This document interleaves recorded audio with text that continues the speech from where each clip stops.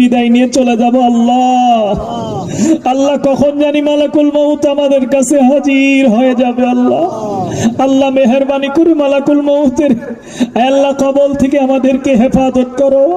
আল্লাহ মেহেরবানি করে তার যন্ত্রণাদায়ক আযাব থেকে আমাদেরকে হেফাজত করো।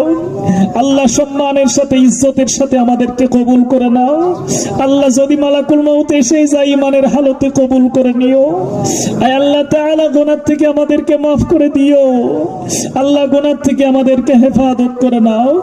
আয় আল্লাহ তাআলা তোমার কোরআন রাসূলের সুন্নাহ মোতাবেক চলার তৌফিক দিয়ে দাও।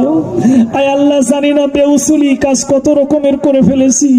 আল্লাহ মেহেরবানি করে আল্লাহ আমাদেরকে মাফ করে দাও। একটু আল্লাহকে ডাক দেন, আল্লাহ আল্লাহ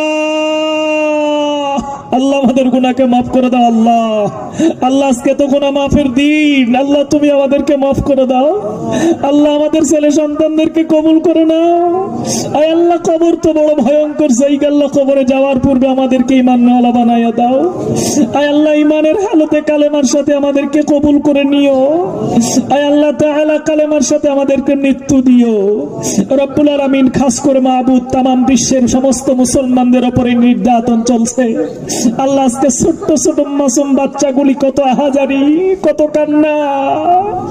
আল্লাহ সমস্ত মুসলমানদেরকে ছোট ছোট মাসুম বাচ্চাদেরকে কবুল করে নাও। আয় আল্লাহ ইসলামের মহব্বতে ইসলামের ভালোবাসায় আল্লাহ তাদেরকে কবুল করে নাও। আয় আল্লাহ তাআলা মদিনার জমিনে লক্ষ লক্ষ হাজি সাহেব উমরা পালনের জন্য গিয়েছেন। আল্লাহ আল্লাহ প্রত্যেকটা সদস্যদেরকে আল্লাহ তুমি কবুল করো। আল্লাহ সকলকে সহি সালামতে আল্লাহ জিয়ারত করার সুযোগ করে দিও।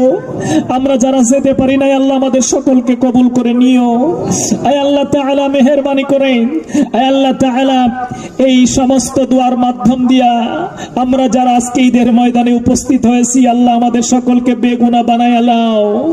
আয় আল্লাহ বেগুনাহ বানাইয়া আমাদেরকে বাড়ি ফেরার সুযোগ করে দাও।